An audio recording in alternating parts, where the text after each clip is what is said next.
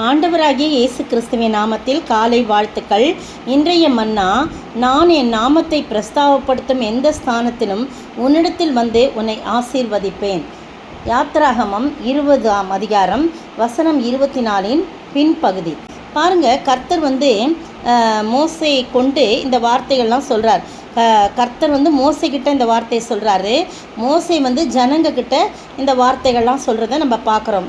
20ஆம் வசனத்தில் மோசையை நோக்கி, மோசை ஜனங்களை நோக்கி அப்படின்னு இருக்குது இல்லையா. அதுக்கு முன்னால் பார்த்தீங்கன்னா, ஆண்டவர் அங்கே மலை புகைகிறதையும் எக்கால சத்தத்தையும் இடி முழக்கம் மின்னல்லாம் ஜனங்க எல்லாரும் கேட்டோன்னு பயப்படுறாங்க. பயந்து பின்வாங்கி தூரத்தில் நின்று மோசையை பார்த்து ஜனங்க சொல்கிறாங்க, நீர் எங்களோட பேசுங்க, நாங்கள் கேட்போம். தேவன் எங்களோடு பேசாதிருப்பாராக, பேசினா நாங்கள் செத்து போயிடுவோம். அவரை பார்க்குறதுக்கு கூட நாங்கள் தகுதியற்றவர்கள், ஏன்னா என் தேவனை ஒருத்தரும் முகமுகமாய் கண்டதில்லை அப்படின்னு சொல்லி போடப்பட்டிருக்கு. அதனால் மோசே ஜனங்களை பார்த்து சொல்கிறாரு, பயப்படாதிருங்கள், உங்களை சோதிப்பதற்காகவும் நீங்கள் பாவம் செய்யாதபடி தம்மை பற்றும் பயம் உங்களுக்கு முகத்துக்கு முன்பாக இருப்பதற்காக தான் தேவனே எழுந்தருளினார். ஆனால் நீங்கள் பயப்படாதீங்கன்னு சொன்னோன்னே ஜனங்கள் தூரத்தில் நிற்கிறாங்க. மோசையானா தேவன் இருந்த கார்மேகத்துக்கு சமீபமாக இருக்கிறார். அப்போ கர்த்தர் மோசையை நோக்கி, நீ போய் இஸ்ரவேல் புத்திரரோட சொல்ல வேண்டியது என்னவென்றால், நான் வானத்திலிருந்து உங்களோட பேசினேன் என்று கண்டீர்கள். ஏன்னா இடி முழக்கம் மின்னல், அதன் மூலமாக அவர் பேசுகிறாரு. நீங்கள் எனக்கு ஒப்பாக வெள்ளியினாலே தெய்வங்களையும் பொன்னினாலே தெய்வங்களையும் உங்களுக்கு உண்டாக்கவே வேண்டாம். மண்ணினாலே பலிபீடத்தை எனக்கு உண்டாக்கி அதன் மேல் உன் ஆடுகளையும் உன் மாடுகளையும் சர்வாங்க தகன பலியாகவும் சமாதான பலியாகவும் செலுத்துவாயாக அப்படின்னு சொல்லி ஜனங்கக்கிட்ட சொல்கிறாங்க. ஜனங்கக்கிட்ட சொல்கிறாரு. ஆனால் மோசே தான் அதை செய்கிறார். பாருங்கள், மண்ணினாலே பலிபீடத்தை எனக்கு உண்டாக்கி, அடுத்த வசனம் சொல்லுது, எனக்கு கல்லினால் பலிபீடத்தை உண்டாக்க வேண்டுமாகில் அதை வெட்டின கல்லுகளினாலே கட்ட வேண்டாம், அதன் மேல் உளி இட்டவுடனே அதை அசுசிப்படுத்துவான்னு சொல்லப்பட்டிருக்கு. அதுக்கு ஒரு விளக்கம் கொடுத்துருக்குது. என்ன அப்படின் போது, கல்லினாலே உருவாக்குனாங்கன்னா அந்த கல்லுனால் ஏதாவது என்ன பண்ணிடுவாங்களாம், அவங்க விக்கிரகத்தை ஏதாவது சிலை ஏதாவது உருவாக்கிடுவாங்க அப்படின்னு சொல்லிட்டு தான் ஆண்டவர் என்ன சொல்கிறார், அந்த உளி கொடுத்தாலுமே அவன் செதுக்க ஆரம்பிச்சிருவான். அதனால் பலிபிடமாக இருக்காது, அது விக்கிரகமாக இருக்கும். அப்படின்றதுனால தான் ஆண்டவர் எதில் கட்ட சொல்கிறாரு, மண்ணினாலே எனக்கு பலிபீடத்தை உண்டாக்கி அதன் மேல் உன் ஆடுகளையும் உன் மாடுகளையும் சர்வாங்க தகன பலியாகவும் சமாதான பலியாகவும் செலுத்துவாயாக அப்படின்னு சொல்லப்பட்டிருக்கு. அப்போ ஆண்டவரை எந்த ஒரு மனிதன் அவருடைய நாமத்தை மகிமைப்படுத்துகிறாரோ அந்த இடத்துல நானே உன்னை ஆசீர்வதிப்பேன் அப்படின்னு சொல்கிறார். நீங்களும் நானும் ஆண்டவருக்கு பரிசுத்தமான ஒரு பலி செலுத்த வேண்டும். ஆடு மாடுகளை வெட்டியல்ல, அந்த நாட்களிலே அது செய்தார்கள்.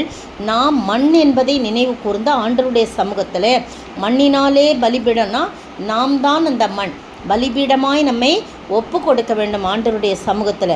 அது மட்டும் இல்லை, நம்ம உதடுகளின் கனியாகிய ஸ்தோத்திர பலிகளை ஏறெடுக்கணும், சமாதான பலிகளை ஏறெடுக்கணும், எல்லாருடைய சமாதானமாக இருக்கணும். அப்படி ஆண்டவருக்கு பிடித்தமான விண்ணப்பத்தின் பலிகளை ஏறெடுக்கணும், விண்ணப்பம் செய்யணும், ஸ்தோத்திரம் செய்யணும், நல்ல துதி ஆராதனை செய்யணும், ஆண்டவருக்கு எல்லாருடைய சமாதானத்துக்கு ஏதுவான காரியங்களை பேசணும். இது மாதிரியான பலிகள்லாம் நம்ம செலுத்தும் போது, நம்மையே நாம் ஒடுக்கி நாம் செலுத்தும் போது, நாம் மண்ணென்று நினைவு கூர்ந்து நம்மையே பலிபீடமாக ஆண்டவருடைய சமூகத்தில் ஒப்பு கொடுக்கும்போது, தாழ்மையோடு இருக்கும்போது கர்த்தர் என்ன செய்கிறாராம், எந்த இடமா இருந்தாலும் அவர் நம்மை ஆசீர்வதிக்கிற தேவனாயிருக்கிறார். எனவே பிரியமானவர்களே, நீங்களும் நானும் எந்த சந்தர்ப்பத்திலும் விக்கிரக ஆராதனைக்கு இடம் கொடுக்கக்கூடாது. ஒரு சிலையை வச்சு நிறுத்தி அதுக்கு முன்னால் வேண்டுனாதான் அது மட்டும் விக்கிரக ஆராதனை இல்லை.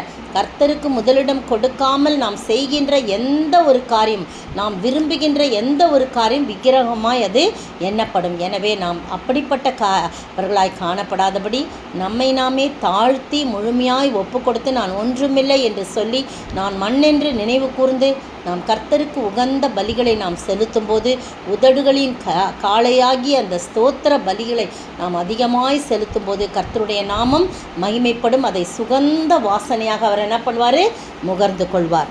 நிறைய உதாரணம் சொல்லலாம். ஆண்டவருடைய நாமத்துக்கு மகிமை உண்டாவதாக. அப்படிப்பட்ட நேரத்திலே அவர் நம்மை ஆசீர்வதிக்கிற ஆண்டவராய் இருக்கிறார். அவர் எழுந்தருளுகின்ற ஆண்டவராய் இருக்கிறார். நம்மோடு கூட உறவு கொள்ளுகிறாயிருக்கிறார். அப்படிப்பட்ட ஆசீர்வாதத்தை நாம் பெற்று வாழ ஆண்டவர் தாமே கிருபை செய்வாராக. ஆமேன். அதிகாலை ஸ்தோத்திர பலி அப்பா அப்பா உங்களுக்கு தான் ஆராதனை.